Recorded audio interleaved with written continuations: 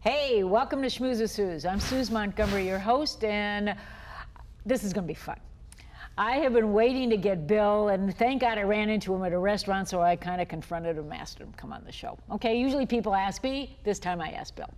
This is my friend Bill Hendricks, and Bill is probably the best photographer I've ever known in my life. He's at VC, but I'm going to let him tell his story.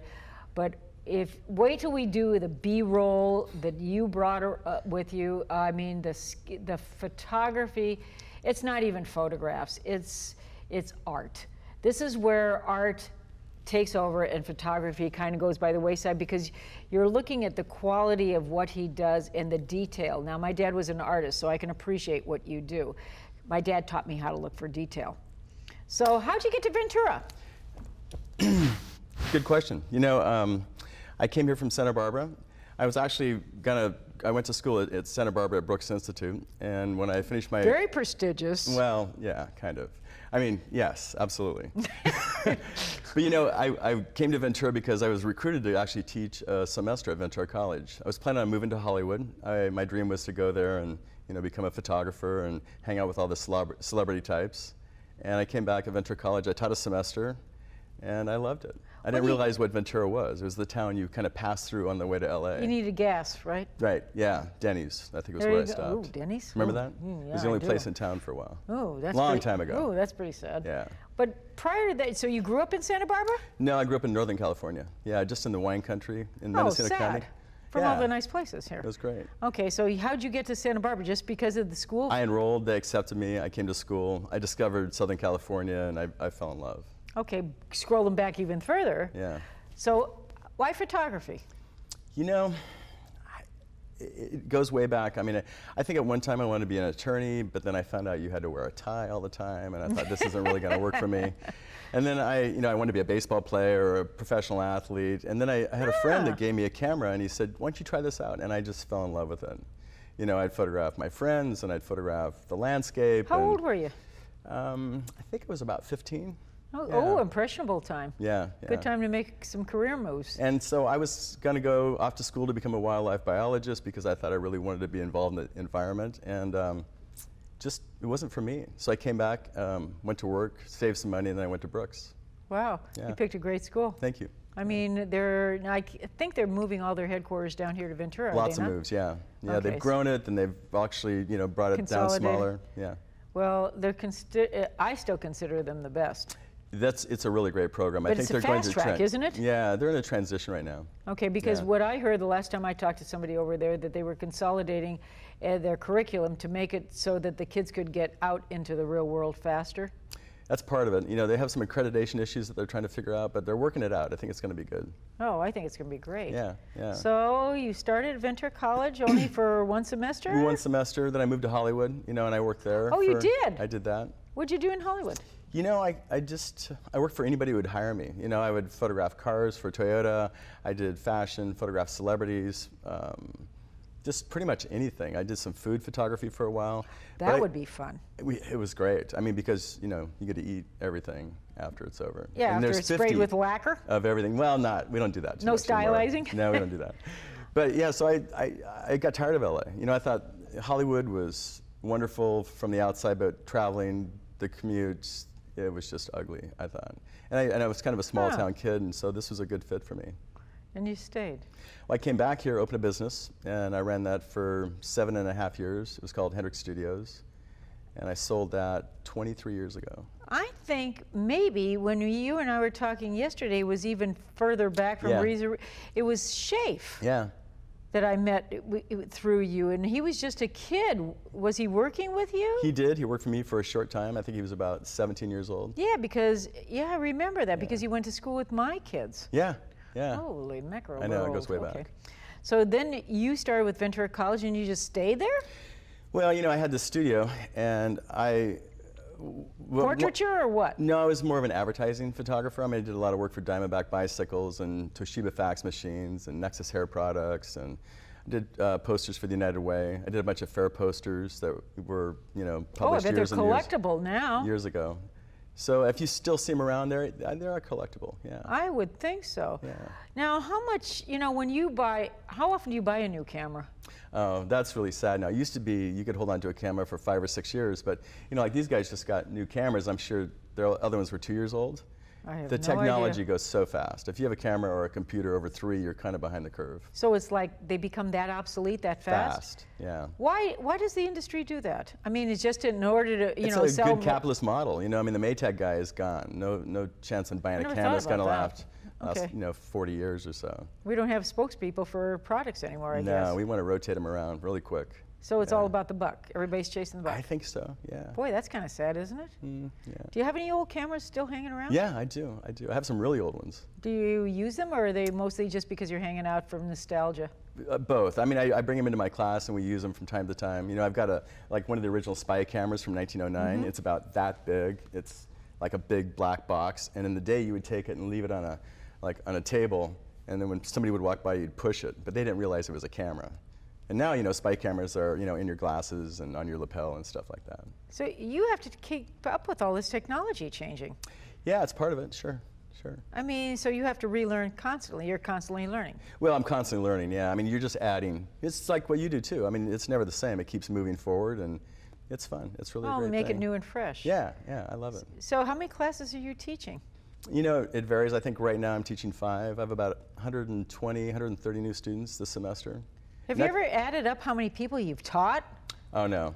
Mm-mm. Would it be overwhelming? I don't know. I just can't even imagine, actually. I actually I think it was only a class from you many, many years ago, but I was impressed by the way you were able to relate to the class and make it something that was scary to me at the time, because I had just got a new this is how long ago, a Canon AE1. That was a while. Now, how many years ago did we have AE1s? What, 25 years ago, maybe? At least, yeah. Okay. Yeah. And I remember I got this camera as a gift, and I had no idea how to even turn it on. Yeah. I didn't know how to point. I didn't know how to shoot. I had no knowledge of it.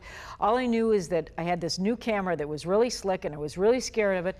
And all I wanted to do was black and white photography. Right. I mean, I went to your class, and you made it so easy for me to understand, and it was relatable because you were so good at explaining and patient. Because I'm usually I move really fast. Right. But I had to sit there and focus, and you were very good at explaining how to utilize this camera to its best effectiveness. Yeah.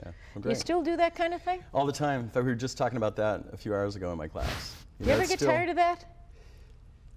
I haven't, and I wonder about that because, I've been doing this for about 23 years, and I give the same lecture. Like right now, I teach 4 classes in a row.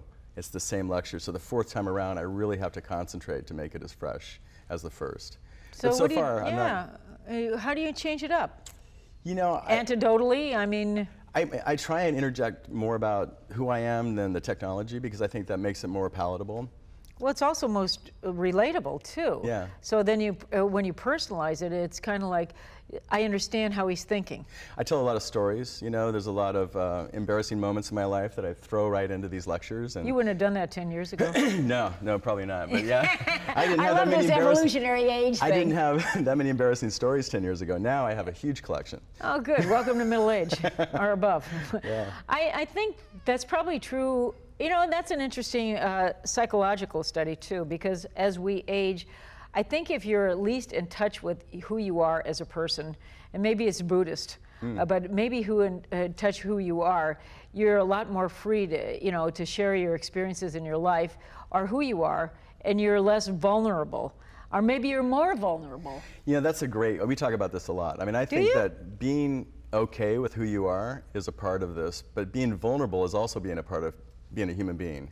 And I think that the people that protect that vulnerability sometimes push people away. So I like it's palatable. Can't you feel it? Yeah, I love vulnerability. I So mean, do it makes I. you human. Bring it in. Yeah, that's one of the reasons I like to travel to Cuba. Is I feel like there's this sense of humanness that I don't sense that I don't get here in the United States. You mentioned that yesterday, and let's a little bit deeper into that one too. And when did you start to go to Cuba? Because this is your love. Yeah, passion, obsession. Absolutely. It's passion. Yeah, there's no two ways about it. When did you start? It was 1993, so 20 years ago. What motivated you to go? Well, I was teaching at Ventura College, and I got a call from the people at Brooks Institute, and they said they want to hire a professor to teach on this ship that sails around the world. It's called Semester at Sea, and it's a pretty well-known program. So I contacted the University of Pittsburgh, and they said, we'd love for you to teach. We want you to come in 3 years, 1993. And but wait a minute, weren't you, this is pre-Cindy? Yes, pre-Cindy. Okay. Yeah. So in 1990, I started teaching at Ventura College, but in 93, I was to take a leave of absence to do this course around the world. So on this trip, I don't know, I think we were in South Africa, and I met this professor from Virginia Tech, and he said, the Clinton administration had just released or reviewed some of the regulations that were put in place in travel to Cuba, and I think we can go. Do you want to do a class in Cuba? And I said, yeah. And he said, this is what we can do. We can write these programs, we can enroll our students, we'll go as professors, and they can go as our research assistants. Oh my God. Perfectly legal, and never done in a community college before. So I went to my president, and he was a little apprehensive, and he said, Who was the president at the time? Larry? Jess. Oh, okay. Calderon. And in talking to him, he was fairly hesitant, so we talked to the students, and they said, what if we enrolled them at Virginia Tech? So they paid the 1 unit cost, we enrolled them at Virginia Tech. So in 1993, we packed up our bicycles, we flew to Miami, and we arrived in Havana the next morning. Were you a little bit apprehensive? No, I wasn't. I was really excited. I mean, one of the things about communism, in my mind, is that communism breeds paranoia. So there's a sense of security there that you don't have in a lot of other countries. That's interesting. And I've been to other countries. I've been to Brazil, where you walk down the street and you really have to be aware of pickpockets and people are going to mug you. You don't have that in Cuba. And I've been to Asia and Africa. Crime? There's crime, but there's very little. I mean, the consequence of crime in Cuba is so high. You steal somebody's watch, you can be in trouble for a long time. They don't just give you a slap on the wrist. So it's more police-like? Yeah, there's a lot of police state, That's very interesting. Yeah. I never heard that part before. So yeah, we got there, and I found it to be full of contradiction. It's a place that's forbidden for most Americans, which is really intriguing to me. I like to probably go places that most people don't go. Why? I think it stems from being a kid, It's like, when your mom says, don't do this. Well, you want to know why. Yeah, and I just go do it.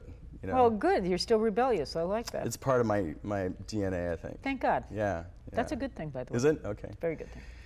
So I fell in love with it, and then I was invited to have an exhibition there, and I wrote a letter to the Treasury Department, OFAC, the Office of Foreign Assets Control, and asked them for a license so I could go, and they granted me this 3-year license. This is during the Clinton days.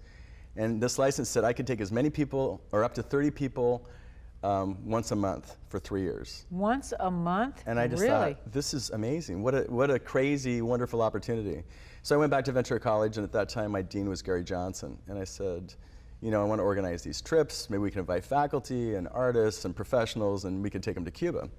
And we just thought this was great. And what year was this? 1998. Okay, so the following year. Yeah. Okay. Right. So I was there in 93, so this is about 5 years later. I was invited to have this exhibition. It's the same time, I think it was in 1998 that the Pope was in Cuba. Monica Lewinsky was in Washington. Remember that? When Dan Rather was in Havana and he said, we're going to cover the Pope, and then all of a sudden the phone rang and he says, oh, I'm sorry, I'm called back to Washington because we have to go report on this Monica Lewinsky thing. So they dropped the Pope off of the airwaves to go photograph that. Was it a Cuban cigar? I have had no to ask idea. That question. You know I was going to do that, right? Yeah. I just had to ask. So, but all that stuff was going on. So we did that, and some faculty from Ventura College, students came with me. In the early days, in the early 90s, it was the special period. The Russians had left, and so with that, a lot of the economy in Cuba kind of fell apart. So the Cuban government, mainly Fidel Castro, called it, this was the special period. but there was very little food. There was hardly any gas. So for us to get around, we had to bring our own bicycles. So we flew in with these bicycles, put them together, and then we would bicycle throughout Havana and teach these classes. Oh my God. And my partner was Joe Scarpese, who was at Virginia Tech at the time. So he taught architecture and urban planning, and I taught art and photography on mountain bikes. Amazing Yeah, it was time great. when you look back at that. It was wild. How yeah. was the general population at that time in Cuba? I mean, obviously, since you said it was a police state, was it a frightened population? No. They just kind of moved about freely? I think that, you know, the Cubans have had these rules kind of put in place for so long. They're just, you know, first of all, they have this great sense of humor. When they talk about Fidel on the streets, they would go, well, you know how it is. And they would never use his name, or they'd use this sign language. But when you would go into their house, they were completely open and free to talk about anything you wanted to. So they were a little apprehensive outside. Slightly, yeah. I mean, one of the things that the revolution did is that it pretty much eradicated illiteracy. So you didn't run into Cubans who were not smart. I mean, they were really well read, they understood politics, you could talk about literature, you could talk about governmental things. I mean, they were really interesting people. I'd be fascinated by that. How about the food? I'm always about the food. You know, I mean, the food has really come a long ways. I mean, the traditional food is, you know, black beans and rice and plantains and things like that. But when I was there last, I mean, there's a bunch of new nightclubs that have opened up. There's money coming in from Venezuela. Chinese are investing. The Russians are back. You see Russian ships in the ports. And there's a really hip, cool French restaurant where, like, the most beautiful people go. You'd love it. What about embargo? Yeah. Still in effect? Still in effect. I mean, it's kind of this seesaw battle. Depends on who's in Congress. I mean, you know, when Carter was... Really? That's interesting. When Carter was in office, he kind of, you know, took some of the sanctions away, and then Reagan brought him back in, and then Clinton relaxed him again. Bush brought him back in. You know, during the Bush days, we could only travel under a religious license. Now under Obama, there's all kinds of licenses you can get to travel to Cuba. So it's political. It's partisan. It's heavily political, yeah. You don't really think about that, do you? Well, on the West Coast, you don't. On the East Coast, it's really obvious. You know, there's a few Congress people in Miami who are really powerful. You have pieces of Che Guevara, do you not? I do. The reason I ask is because he's always been one of my favorite historical figures. Wow. Because he fascinates me. Yeah. I mean, I just, motorcycle, you know, the whole bit. Whole diary, yeah, sure. Yeah, the diary. Sure. So, did you do any significant historical, you know, I've had a strange connection with Che for a long time, and not really knowing it. I mean, I met Alberto Corda, who was the photographer who made that famous image of Che at a party. And he and I became friends, and I'd visit him, and got to the point where I even did a photo shoot with him about 9 months before he died. But Corda was really interesting to me, because after I made this photograph of him, the image is, of course, Corda sitting, you know, on his bed with this huge image of Che kind of looming over him. And I brought it back to him, and I said, here's this photograph. And he looked at it and he said, oh my God, I love this. This is so beautiful. And I said, so who's more important? And of course, Corda went, well, I am. If it wasn't for my photograph, Che wouldn't be so famous, right? Which I love, because that's the total Cuban kind of persona. But in this image, I think it's really daunting, because he's staring into the camera and Che is sort of looming, like Che has been looming over everything. So Che's been a fascinating thing. I met his son, Camilo, who was 4.5 years old, you know, when his dad took off for Bolivia. So he doesn't really have a relationship, but I know him now really well. And I met his historian, you know, who's really this darling lady, and she's written everything on Che. You know, and I met her, I think it was 1.5 years ago, and I said, you got to answer me this question. Everything I read about Che, it seems like he was either obsessed or possessed. You know, there's stories about how he was left for dead in the Sierra Maestra, and he would go, leave me, go. And everybody would leave because he had asthma, and they thought he would never take another breath, and he'd be dead. And the next morning, they'd be sleeping, and he'd be kicking them, going, get up, come on, it's time to get going here. So I asked her, I said, was he, you know, possessed by some spirit or something? She goes, no. It was a very good question, though. She's very sweet. And he said, no, he realized that to live life to his fullest, he had to live as close to death as possible. That's an interesting philosophy. Yeah. So he was bored being the treasurer of Cuba. I mean, after the revolution, he was like, now what am I going to do? We need to go back and have another revolution. That's what his whole idea was about. You know, he was the guy who liked to jump out of airplanes naked or something. You know, he just wanted to be like in the front lines. 53? Was it 53? 1953? When Castro got dethroned, you know, when he took over and Batista was out? Actually, it was January 1st, 1959 is the 59. historical date, yeah. Because, oh yes, because you and I talked about that yesterday. I was trying to remember the date. One of my students, Betty Sherman, who I think Betty, sorry Betty, but I'll have to give your age out. She's about 95, 96, was in the palace, I guess, that night that it would.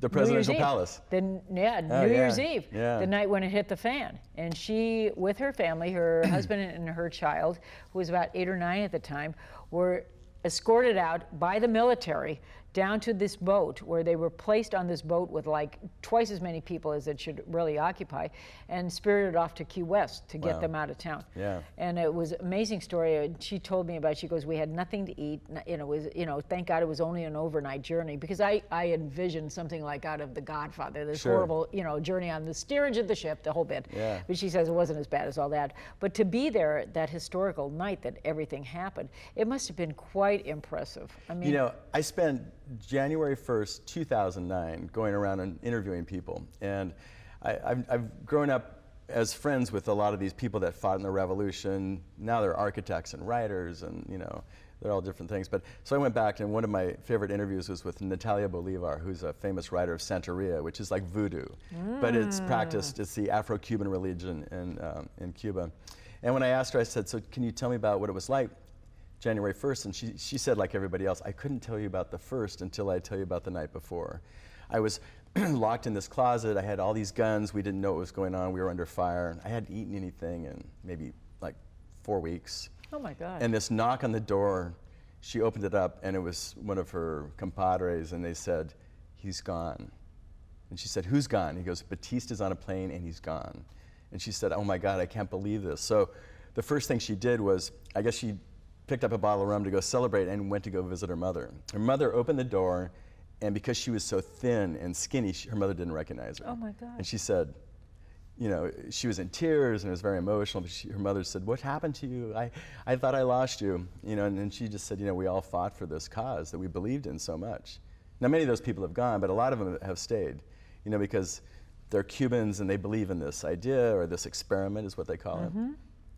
But they're getting old too, like Corda, you know, he passed away, Corrales passed away. These are old revolutionary photographers that helped create the history of the revolution. And recently, Lavoie Naval, he you know, was the last living revolutionary photographer of that time, and he died just last year. You know, when you look back at all of this happening, I mean, you never would have imagined this, even if, you know, no. It was surreal almost. Yeah, exactly. It's always surreal to me. I just think, but this what is an a crazy place. opportunity, Bill. I mean, Yeah. this is, you know, so significant in your life. I mean, this is lifestyle, you know, changing events. Well, the great thing about it is I've been able to share it too. I mean, when I talk about Cuba in my class, people want to come in and they want to see it. I had a lady came up to me about, I don't know, 4 years ago, and she said, you know, Mr. Hendricks, I can't be in your class because I have to go to a funeral. And I said something like, you know, it really makes you appreciate life when things like this happen. She goes, yeah, that's why I'm going to Cuba with you. And I thought, oh. Wow. So it's been really interesting to see who's come. I've had people that have come in from New York and they said, you know, I believe in the Castro Revolution. I think communism is amazing, it's great. And they get on the streets and talk to people up front and they think, oh wow, this is a completely different story than what I've been told. Well, it's not a Hollywood movie. No, and same thing with, you know, hardline, you know, capitalists too. They get there and they say, wow, this whole idea of socialism really has some positive sides to it. I'm kind of surprised about this.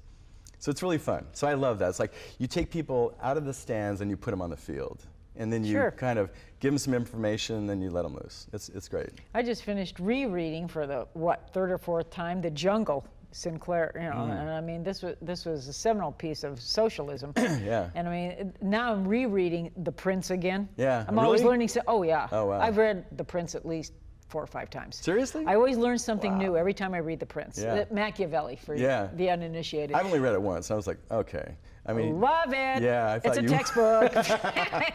It's actually how you deal with politics real well. Yeah. But it's also, I'm to a certain degree Machiavellian, but the exact polar opposite. I mean, I glean the information, what he espouses, but I actually extract out of there what is useful that I can use. Sure. And it's not really manipulative, but it's just really, eye-opening when you read it and I go, wow, is that the way you really thought? But there's some validity to this. I'm always fascinated by that. It's amazing. Hey, I brought you a gift. This is just like a little artifact from Havana, and I wanted you to have it because it's something that is really rare to find in the United States, but it's going away. I mean, they call it what is this? It's like a little book. They call it the libreta. It's a ration book, and it's in every Cuban home, and it was brought into play about 1962, and every year on January 1st, you drop off your old ration book, and you get your new one. And this is how the Cuban government feeds and clothes their people. Still? Still. You're kidding. I mean, the only thing you can get from that, you'll see the markings in there, it'd be bread, rice and beans. But in the old days, you used to get rum and toys at Christmas and clothes and shoes. Manteca. Yeah. Thanks for joining us. This has been so much fun. I need to go to Cuba before I die. Maybe next year. Yeah, you have a lot of friends there. Yeah, I would. My compadres. Yeah. Thanks again for joining us. We'll see you next week.